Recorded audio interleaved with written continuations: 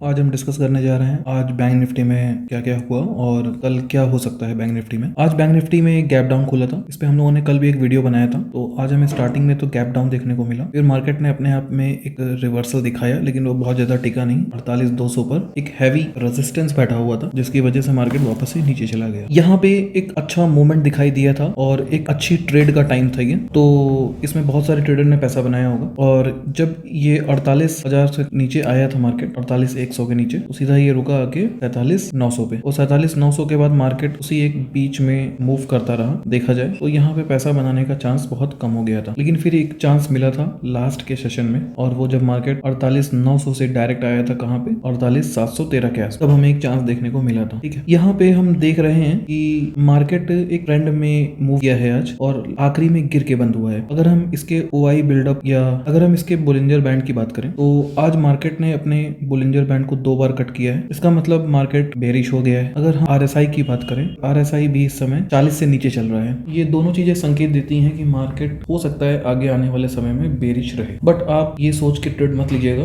कि मार्केट 400 अंक गिर जाएगा या 300 अंक गिर जाएगा। ये सोच के कभी ट्रेड नहीं लेनी चाहिए, और कभी भी 50 रुपए का पुट या फिर 10 रुपए के पुट में दिमाग नहीं लगाना चाहिए। कोशिश ये करनी चाहिए कि जिस जगह से मार्केट गुजर रहा है उस जगह की पुट खरीदी जाए। जैसे जब मार्केट 47,800 से डाउनवर्ड जा रहा था, तो 47,800 को इसने एक बार कट किया था, लेकिन बैक हो गया था। तो यही एक ट्रेड का टाइम बनता है। अगर मार्केट इसके नीचे आया है तो आपको ट्रेड तुरंत लेनी चाहिए, और जैसे ही आपका 100 अंकों का एक टारगेट दिखाई दे 4700, 47,700, आप एग्जिट कर दीजिए। आपको उसमें भी एक अच्छा खासा 30 पॉइंट्स का मूव मिल जाएगा। अगर हम बात करें इसके ओआई बिल्डअप की, तो हम यहाँ देख पा रहे हैं कि सबसे ज्यादा जो ओआई बैठा हुआ है वो 3,61,000 बैठा हुआ है 48,000 की कॉल पे। इसका मतलब है ये एक हैवी रेजिस्टेंस का काम करेगा अपसाइड में, मार्केट को ऊपर जाने से रोकेगा। और कल जैसा कि आपको पता है एक्सपायरी भी है, तो हो सकता है कि मार्केट इसके ऊपर ना जाए। अगर एक ऑप्शन सेलर है तो इस 44 रुपए के लिए आप जा सकते हैं। ठीक, और अगर डाउन ट्रेंड की बात करी जाए, तो डाउन ट्रेंड पे हमको 1,50,000 का 47,600 पे एक पुट साइड में ओआई डाटा दिखाई दे रहा है। लेकिन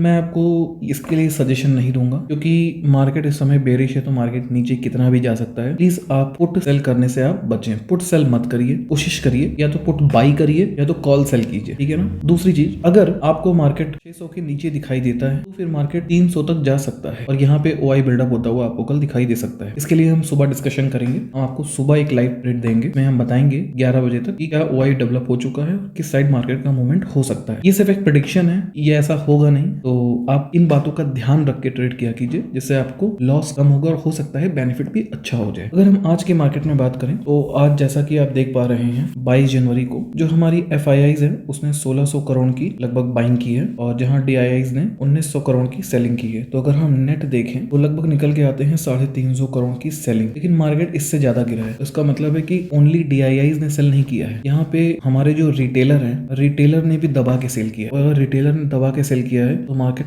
ऊपर जा सकता है। हम आगे देखते हैं। अगर हम देखें इंडेक्स फ्यूचर में, तो FIIs ने इंडेक्स फ्यूचर में सेल किया है और इंडेक्स ऑप्शंस में इन्होंने बाई किया है, और इंडेक्स ऑप्शन में इन्होंने अच्छी खासी बाइंग देखने को मिली है। और वो कितनी मिल रही है 21,175 करोड़। ये बहुत ज्यादा है। ये मंथली बेसिस पे हम देख रहे हैं। तो मंथली बेसिस का मतलब हो गया कि जनवरी में हो सकता है हमको एक बड़ा अप ट्रेंड और डाउन ट्रेंड दिखाई दे सकता। अगर ये बाइंग पुश साइड होगी तो इसका मतलब मार्केट नीचे चला जाएगा, और अगर ये बाइंग अप ट्रेंड की तरफ होगी तो मार्केट ऊपर जा सकता। हालांकि आज का डाटा देखने को नहीं मिल रहा है, आज का डाटा अभी FNO का आया नहीं है, वो मैं कल आपको दिखा दूंगा। ठीक है। अगर हम बात करें कल के लेवल्स की, कल डिपेंड करता है मार्केट कहाँ ओपन हो रहा है। पहले तो ये देखने वाली बात होगी कितना मार्केट गैप डाउन खुल रहा है। अगर मार्केट 400 प्लस अंक गैप डाउन खुलता है तो बंद करके मार्केट को भूल जाइएगा। अगर 400 के नीचे खुलता है, मतलब आज मार्केट 47,700 पे है और 47,300 के आसपास खुल जाए, तो मत कीजिएगा ट्रेड। तो मतलब है मार्केट में कोई मोशन दिखाई नहीं देगा। हो सकता है टाइम डिके हो और प्रीमियम आखिरी में 0 हो जाए। ठीक है। तो अगर मार्केट में मोशन दिखाई देता है और अच्छा खासा वॉल्यूम दिखाई देता है 4,000 5 मिनट की कैंडल पे, तो आप ट्रेड लेने की सोचिएगा। और एक बात ध्यान रखिएगा, अगर मार्केट 47,400 को क्रॉस करके नीचे की ओर जाता हुआ दिखाई दे तो 47,300 का टारगेट लीजिए। 47,300 को क्रॉस करे तो टारगेट 47,150 का लीजिए। मतलब टारगेट थोड़ा बड़ा करते जाइए, क्योंकि जब मार्केट गिरने लगता है तो एक साथ सभी बेचना शुरू कर देते हैं। अब हम बात करें, अगर मार्केट में